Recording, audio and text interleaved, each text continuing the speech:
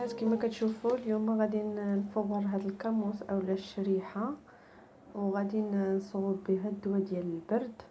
كما كتشوفوا هذا الداء اللي انتشر ديال هذا الفيروس غنحاولوا شويه نطلعوا المناعه ديالنا. كما كتشوفوا الكرموس غادي شديتها ونقيتها وغسلتها ودرتها تقطر في هذه الشبكه ديك الماء مزيان. دابا غادي نشد هاد البرمه ودرت فيها الماء كما كتشوفوا ها هو، نحطها هكذا. غناخذ هاد الكرموس غادي نحطها في البرمه هكذا، غنشدها وغنزلها يعني كامله تحت هادي هكا. دابا غنشد هاد الثومه حتى هي قشرتها وغسلتها وخليتها تقطر في هاد الشبيكه.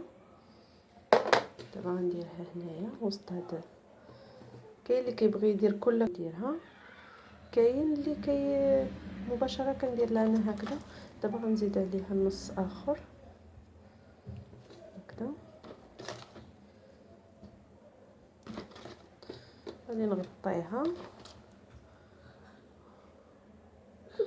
وغنديرها فوق البوطه تبخر.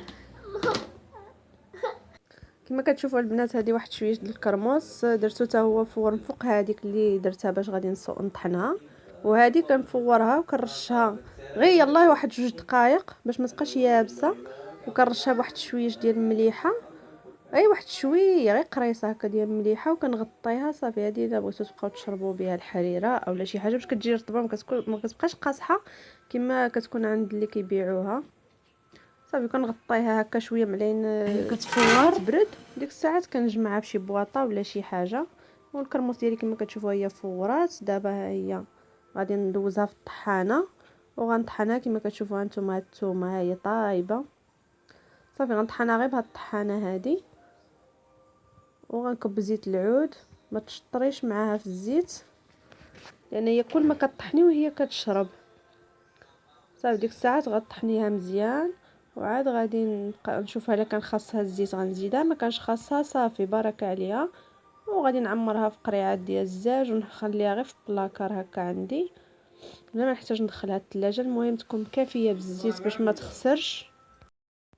كما كتشوفوا البنات ها هي تعلكات وطحنات صافي وفيها الزويته. صافي غنعمرها في قريعات ونحطها في بلاكار. المهم تكون كافيه. وهاد الوصفه فعاله عن تجربه. الا كان صدرك بحال لي الكحه ناشفه ولا هذا، فعاله جدا تاخذوها على الريق للوليدات الصغار.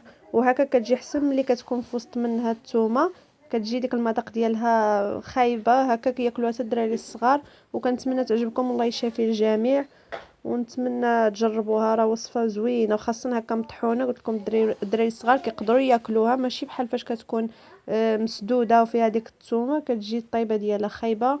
وإلا عجبكم الفيديو كنتمنى اشتراك في القناه ودعم القناه، وشكرا لكم.